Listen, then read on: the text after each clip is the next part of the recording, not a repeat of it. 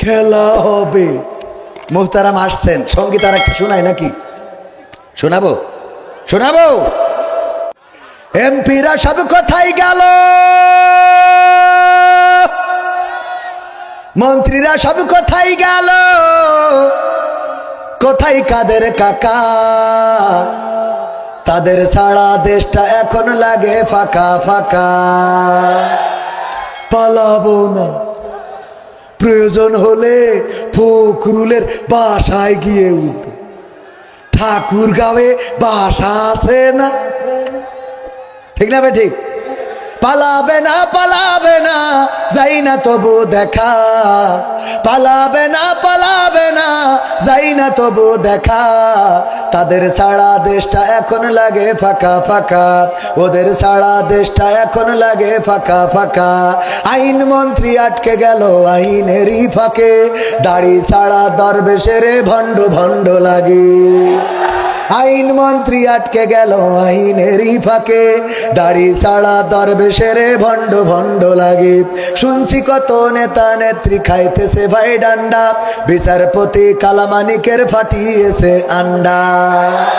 পলকের ঝলক গেল, পলকের ঝলক গেল থামিয়ে নেটের চাকা। তাদের সারা দেশটা এখন লাগে ফাঁকা ফাঁকা, ওদের সারা দেশটা এখন লাগে ফাঁকা ফাঁকা। কই গেল সেই সংসদেতে মমতাজের গান, কোথায় গেল হজরত বালা স্বামী মুসলমান? ঠিক না বেঠে? এখন মমতাজের গান আর শোনা হয়? সংসদে মমতাজ আপা এখন আর গান শোনাই না।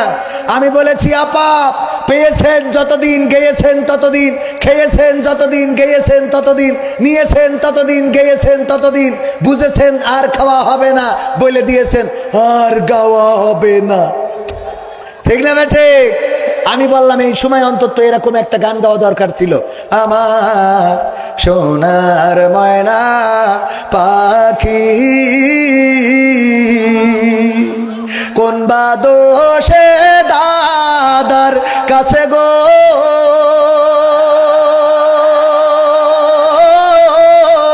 আমরা দেশে কেমনে থাকি রে আমার কলজের ময়না পাখি।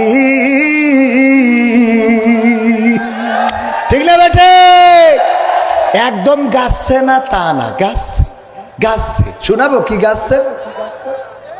ও আমার দরদি আগে জানলে, আগে জানলে তোর ভাঙা নৌকায় চড়তাম না। ও আমার দরদি আগে জানলে, আগে জানলে তোর ভাঙা নৌকায় চড়তাম না। যদি এই সমাজে জেনাকার জেনা করে, তাইলে অবিবাহিত হইলে মাজা পর্যন্ত গাড়ার আইন নাই, 100টা বেত্রাঘাত। এবং সেই বেত্রাঘাত হবে এমন, ওমর যেমন তার সন্তানের 50টা বেত্রাঘাত করার কারণে এই পৃথিবী ছেড়ে বিদায় নিয়েছিলেন, এমন বেত্রাঘাত করা লাগবে। কোনো কার্পণ্য করা যাবে? আর যদি বিবাহিত হয় তাইলে তারা মাজা পর্যন্ত গেড়ে দাও এবং চারিদিক থেকে ইট পাথর নিক্ষেপ করো, আর তার সঙ্গে সার করে এই জমিন থেকে বিদায় করে দাও। ওগো আমার ভাইয়েরা, এই জেনা করার অপরাধ। আর যদি কেউ ধর্ষণ করে, সে যদি বিবাহিত হয় অথবা অবিবাহিত হয়, দুইজনেরই একই শাস্তি, মাজা পর্যন্ত গেড়ে দিয়ে ইট পাথর নিক্ষেপ করা। এই সমাজে যদি এই আইনটাও কায়েম থাকতো, বলেন দেখি লাইলাতুল ফেব্রুয়ারি নিয়ে কোনো হুজুরকে কি আর ওয়াজ শোনানো লাগতো? লাগতো না। কারণ যখন যুবকেরা দেখতো জেনা করার অপরাধে অথবা ধর্ষণ করার অপরাধে মাজা পর্যন্ত গেড়ে দেওয়া হলো, কবির বিন সামাদের চারিদিক থেকে ইট পাথর মারলো, আমাদের ক্যামেরাগুলো ভিডিও করলো, আর সেগুলো স্যাটেলাইট চ্যানেল বাংলাদেশ বাতাবি লেবু, এখন তো চেঞ্জ হয়ে গেছে বিটিভি। আগে কি টিভি, আগে কি টিভি ছিল? বাতাবি লেবু টিভি, এখন বিটিভি। এই বিটিভি গুলো সহ অন্যান্য যত চ্যানেল আছে সব যদি এটা প্রচার করে, আর এমন শাস্তি যদি যুবকেরা দেখে, ওদের ওয়াজ শোনানো লাগবে না, বরং এত সচেতন হয়ে যাবে যে রাত্রে স্বপ্নের দোষ বন্ধ হয়ে যাবে। বলেন ঠিক কিনা? ঠিক না বেঠে?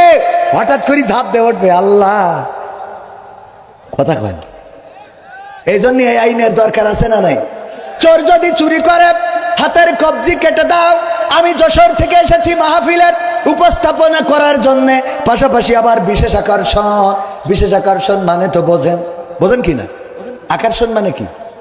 আকর্ষিত করা। কি করা? আকর্ষিত করা। আমি এমন কিছু করবো যাতে আপনারা মানে মোটামুটি, এই যে আল্লামা মামুনুল হক আসছেন, উনি ক্যান্টনমেন্ট থেকে বের হয়েছেন, আসতে যতটুকু সময় লাগে এই সময়ের মধ্যে যেন বোরিং না হয়ে যান, তার জন্য আকর্ষণ করতে হবে। বোঝেননি? এই আকর্ষণটা আরো যদি ভালো করে ব্যাখ্যা করি, বানর খেলা দেখেছেন আপনারা? মাশাআল্লাহ। আর 2-1 মিনিটের মধ্যে চলে আসবেন। এর ফাঁকে আর একটা গান শোনাবো ইনশাআল্লাহ। তো এই যে আকর্ষণ নিয়ে একটু ব্যাখ্যা করে দিই। বানর খেলা দেখেছেন না? যে দেখায় সে আকর্ষণ না বানর আকর্ষণ? বানর। বোঝা গেছে তো? এরপরে চিড়িয়াখানায় গিয়েছেন না আপনারা? চিড়িয়াখানা আছে কিন্তু বাঘ নাই, উল্লুক নাই, ভাল্লুক নাই। ওই চিড়িয়াখানায় কেউ যাবে? আকর্ষণ কি? বাঘ, উল্লুক, ভাল্লুক। বোঝা গেছে তো? তাহলে আকর্ষণটা বোঝা গেছে তো? কেন মনে হয় বোঝেননি?